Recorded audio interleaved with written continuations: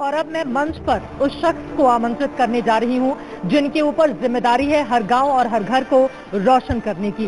इस जिम्मेदारी को तो वो बखूबी निभा रहे हैं, लेकिन अब उनके सामने एक चुनौती और है। जीएसटी कैसे करेगा देश को रोशन, ये बात आम आदमी को समझाने की। जोरदार तालियों के साथ स्वागत कीजिए केंद्रीय ऊर्जा मंत्री पीयूष गोयल जी का, जिनके साथ इस सत्र को आगे बढ़ाएंगे मेरे सहयोगी अनुराग मुस्कान।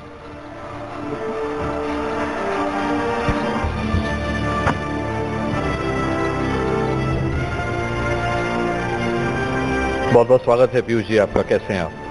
हम तो ऑलवेज बढ़िया रहते हैं, आपको कभी अलग मिले? नहीं बिल्कुल, लेकिन पूछना मेरा फर्ज था और मैं चाहूंगा सर, क्योंकि ये जीएसटी समिट हम लोग कर रहे हैं और जीएसटी को लेकर के बहुत सारा असमंजस है, बहुत सारा गुस्सा भी है लोगों में।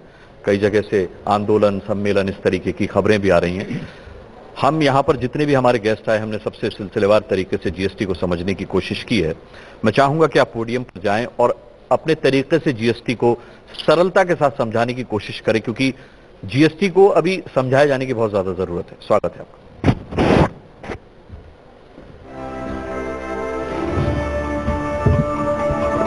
धन्यवाद। वास्तव में जीएसटी के ऊपर इतनी चर्चा हो चुकी है कि उसकी टेक्निकलिटीज के अंदर ना जाते हुए मैं कोशिश करूंगा कि उसके पीछे परिप्रेक्ष्य क्या है, भावना क्या है, उद्देश्य क्या है, उस पर अपने आप को सीमित रखूं। 2002-03 में जब वाजपेयी जी की एनडीए 1 की सरकार थी, तब ये कल्पना सामने रखी गई। उसके बाद सरकार बदल गई। 2007 में पुनः एक बार 7 या 8 में बजट में इसका जिक्र हुआ। 2011 में एक प्रपोज्ड कानून देश के समक्ष आया, उस पर विचार विमर्श चलता रहा।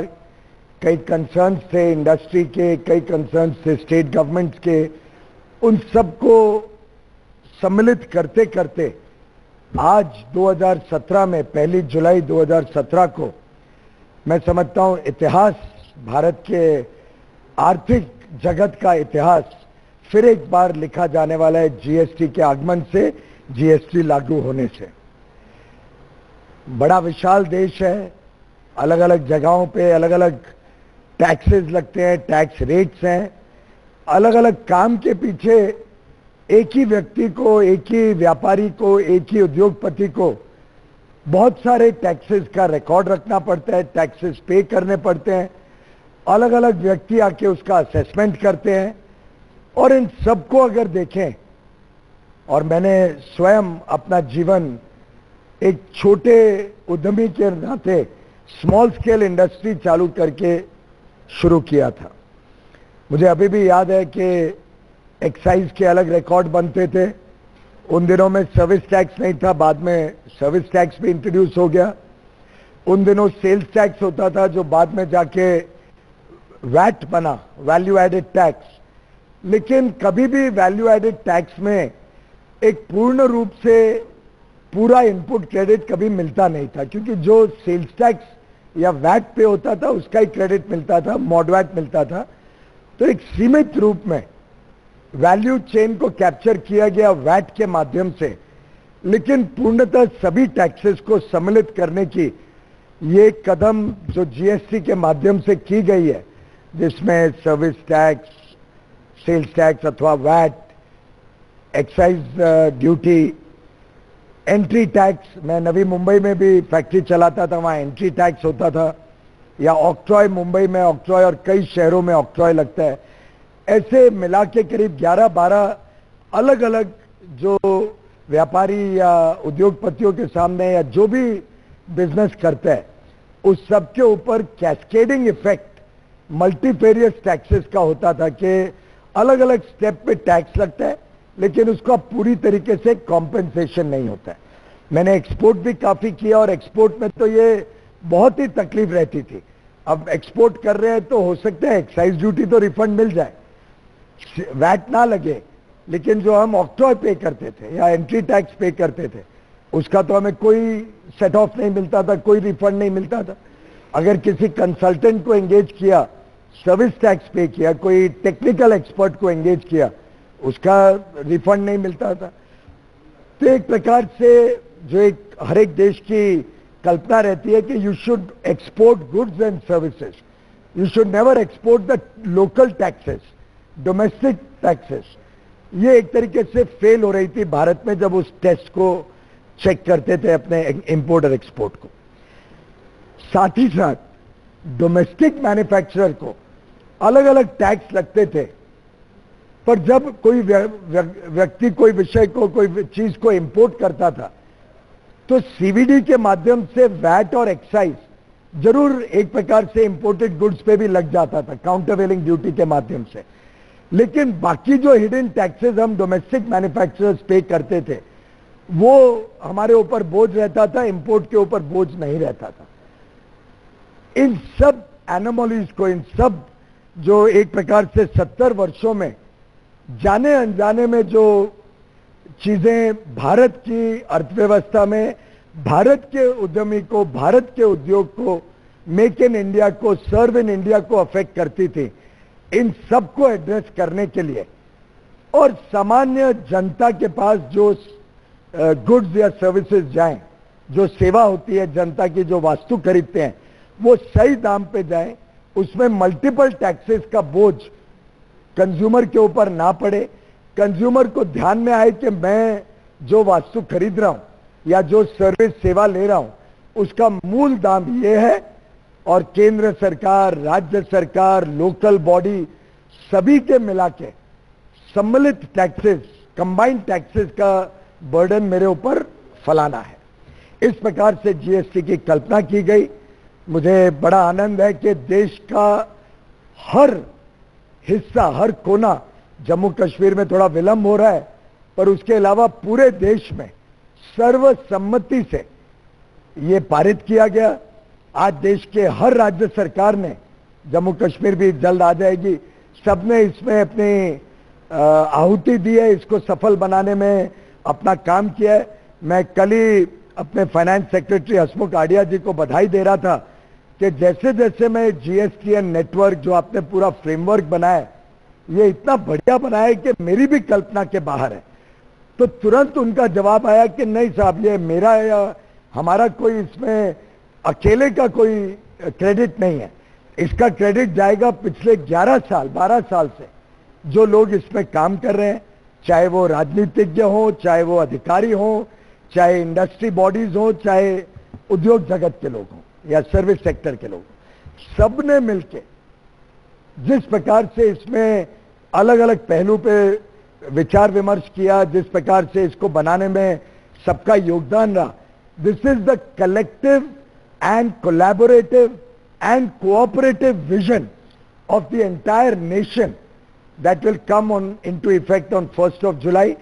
It's a true example of a democracy which is a federal polity. एक प्रकार से संघीय ढांचा जो भारत का है वो कैसे मिलजुल के जनता की सेवा करे, जनता के लाभदायक पॉलिसीज बनाए, नीतियां बनाए, उसका अगर कोई उदाहरण है तो ये जीएसटी है। मैं सभी राज्य सरकारों को और वास्तव में तो सभी राजनीतिक दलों को, शायद कोई राज्य सरकारों में कोई दल ना भी हो, लेकिन लोकसभा या राज्यसभा या कोई लेजिस्लेचर में उनका कोई प्रतिनिधि हो, तो भी सबका योगदान है, क्योंकि सर्वसम्मति से ये देश में लागू होने जा रहा है। तो एक प्रकार से जो 1 जुलाई 2017 4 दिन बाद होगा, उसका इंस्टीट्यूट ऑफ चार्टर्ड अकाउंटेंट, जिसका मैं भी मेंबर हूं एज ए चार्टर्ड अकाउंटेंट, उन्होंने एक कार्यक्रम की कल्पना की है, felicitation of all the chief ministers of the states and the honourable prime minister and all the people behind the making of GST, the success of GST. मैं समझता हूं is a fitting tribute to the collective wisdom of the entire country which has made GST possible. GST network बहुत अच्छी तरीके से तैयार किया गया है। कुछ गलत फहमियां, मिस इन्फॉर्मेशन अभी भी देश के समक्ष हैं, जिसको मैं आपको बधाई दूंगा कि एबीपी ने इस प्रकार का सम्मेलन रख के, एक प्रकार से संगोष्ठी रख के मौका दिया जनता को अपने सवाल पूछने का और समझने का कि वास्तव में जैसे बात की जाती है कि 37 रिटर्न है, ये एकदम कुछ बेवकूफ लोगों की मिस इन्फॉर्मेशन, मिस इंटरप्रिटेशन है। और मैं बड़ी जिम्मेदारी से शब्द यूज कर रहा हूं, क्योंकि शायद उन्होंने कोशिश ही नहीं की है समझने की कि कितना अच्छा सिस्टम बना है। हम पहले भी व्यापार करते थे, बिजनेस करते थे, सेल्स रजिस्टर तो हम सबको बनाना पड़ता था। ऐसा कोई बिजनेस नहीं है जिसको अपना सेल्स रजिस्टर या सेल्स इनवॉइस एंटर करके एक डेटा बनाना पड़े कि सेल्स मेरी क्या क्या हो। ये तो हम सबको करना पड़ता है, चाहे इनडायरेक्ट टैक्सेस के लिए, चाहे अपने इनकम टैक्स रिटर्न के लिए। वास्तव में पहले तो ऐसा था कि एक सेल्स रजिस्टर सेल्स टैक्स के लिए बनता था, वैट के लिए, एक एक्साइज के लिए बनता था, अलग एंट्री टैक्स के लिए बनता था, इनकम टैक्स के लिए अलग फॉर्मेट में चीजें बनती थी। ये अब सब इतिहास हो जाएगा। हर व्यापारी को, हर उद्यमी को, हर उद्योगपति को सिर्फ एक सेल्स रजिस्टर बनाना है। उसके अलावा बाकी सब नेचुरली, ऑटोमेटिकली कंप्यूटर सिस्टम के द्वारा तैयार होगा। तो इतनी सरलता से हम ये जीएसटी को लागू कर पाएंगे। और ये सो कॉल्ड रिटर्न्स कोई रिटर्न्स नहीं है। एक बार आपने अपनी सेल्स रजिस्टर बना दी, वो आपका एक रिटर्न हो गया।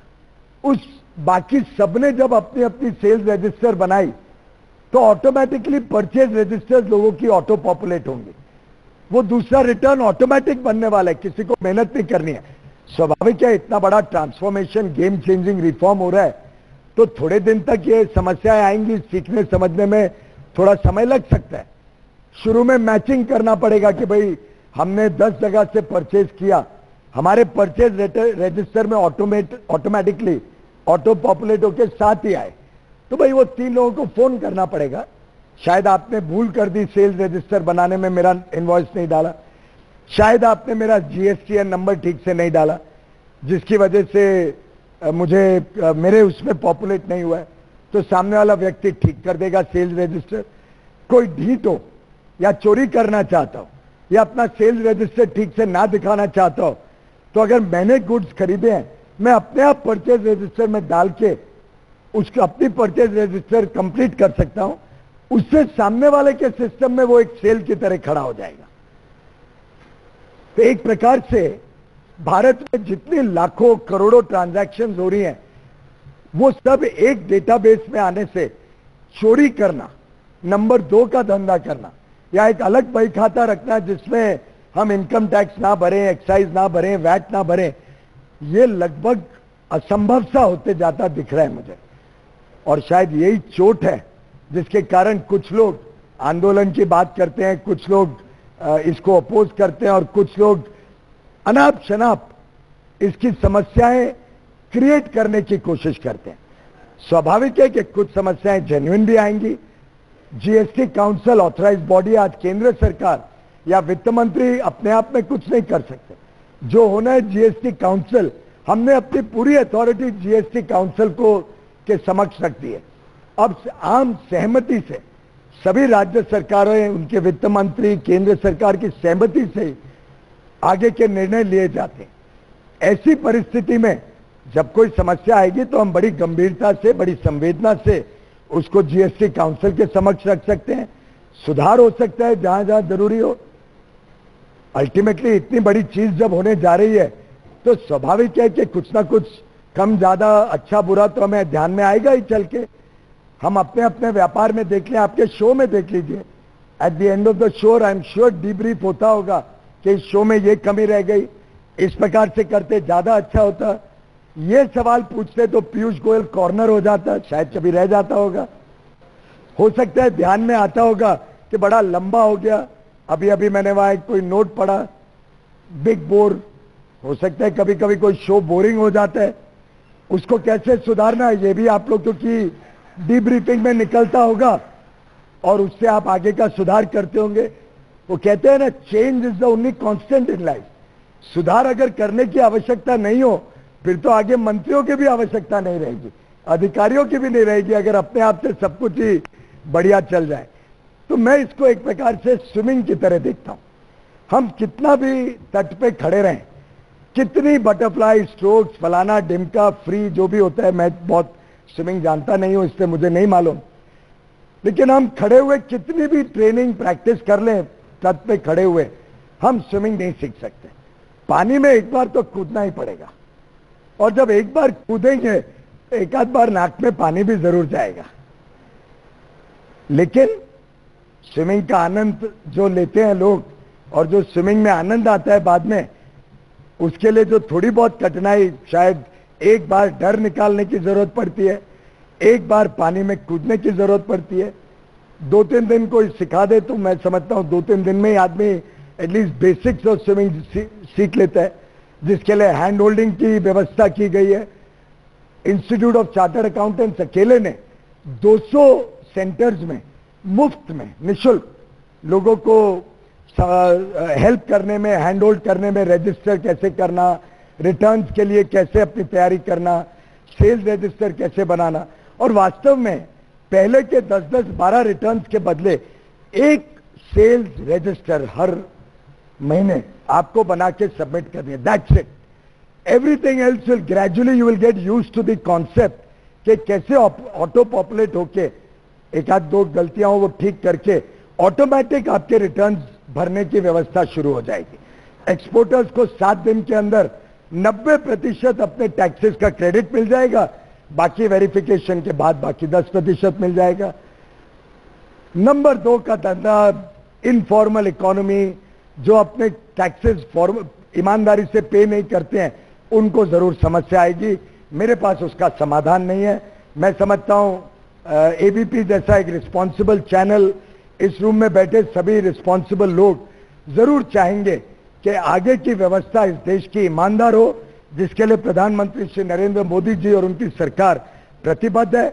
मैं समझता हूं देश के हर सरकार जिसको आप लोगों ने चुन के भेजा है, उन सब ने अगर मिलके इसको सर्वसम्मति से पारित किया है तो जरूर इसमें देश हित होगा, जरूर इसमें जनता का हित होगा।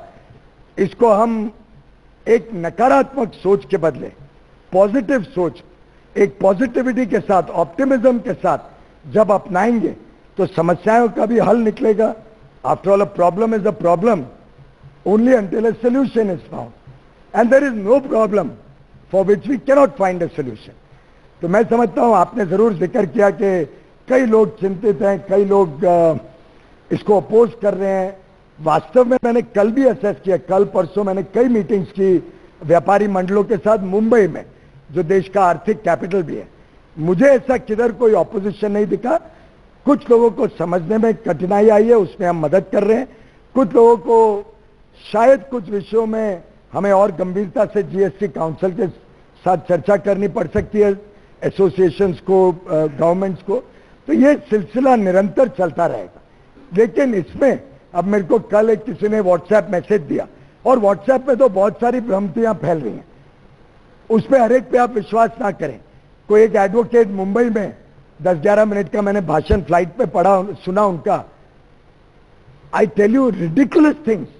मतलब एक आदमी जो एक्सपर्ट के नाते वहां जा रहा है, इतना रिडिकुलस भाषण देना, इतनी गलत चीजें बताना, मैं तो हैरान हो गया।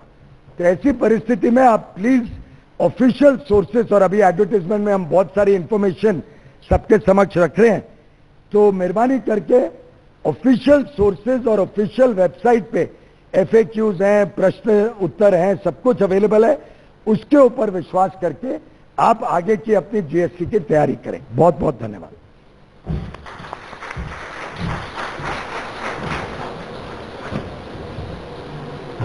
पानी पी लीजिए।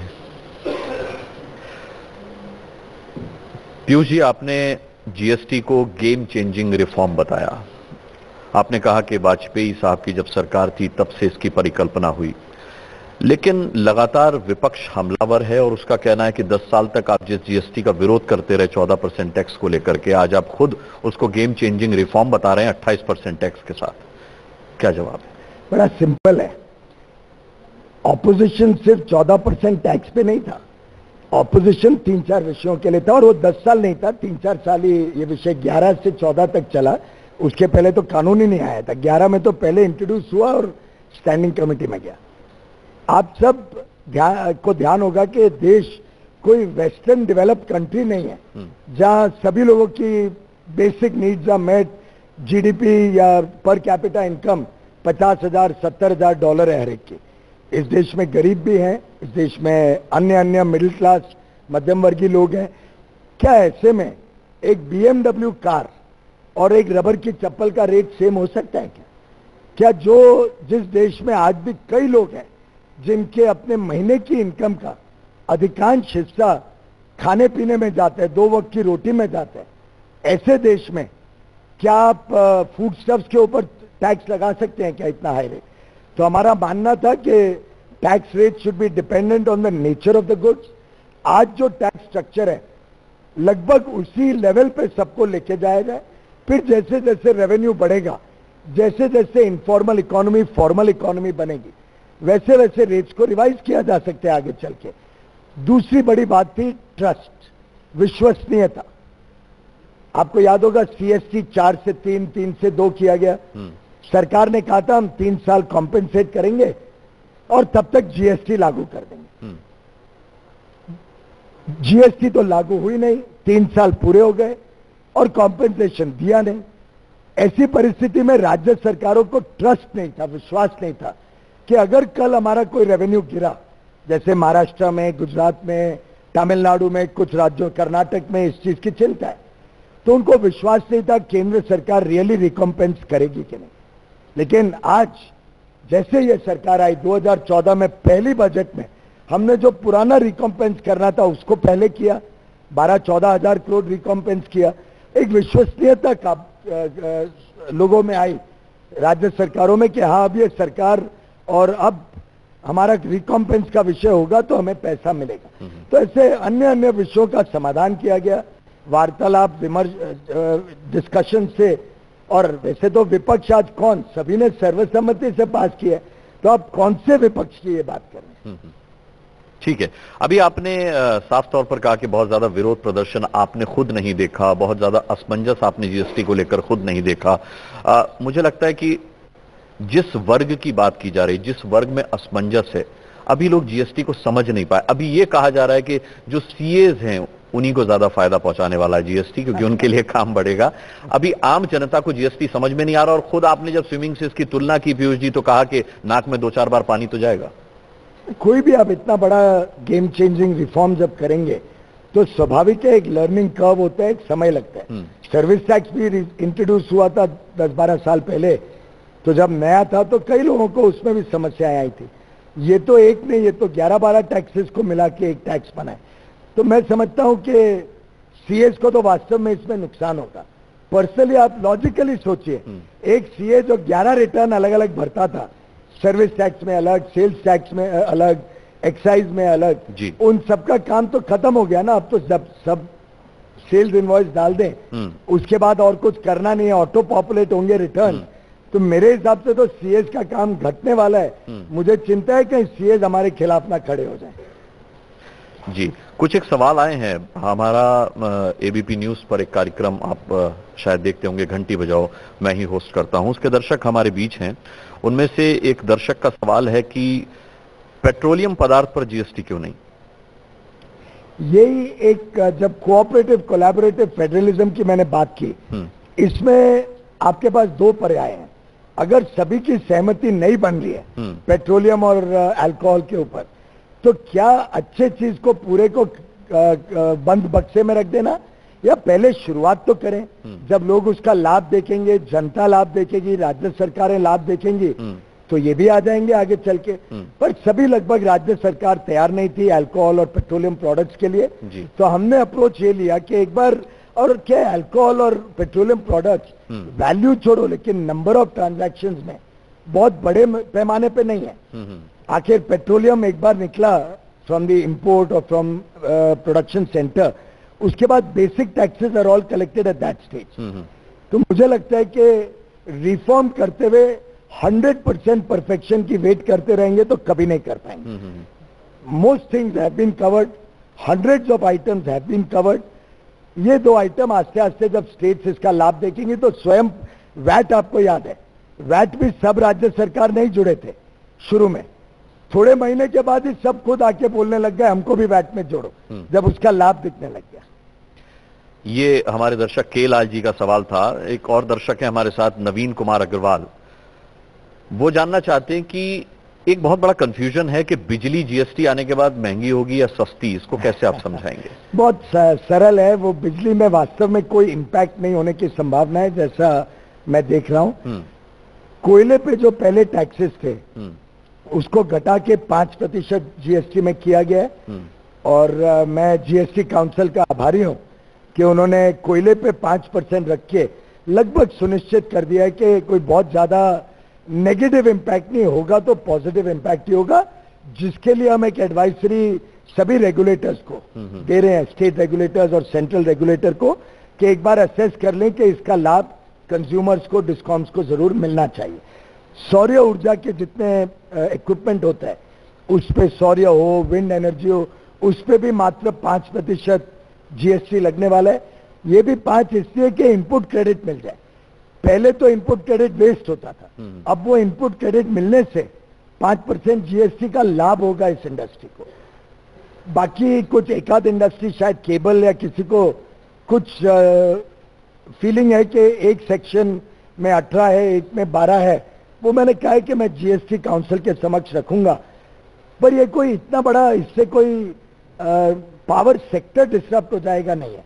एक बात जरूर आप सब ध्यान में रखें, जीएसटी का लाभ यह है कि सबके लिए सामान्य टैक्स रेट है।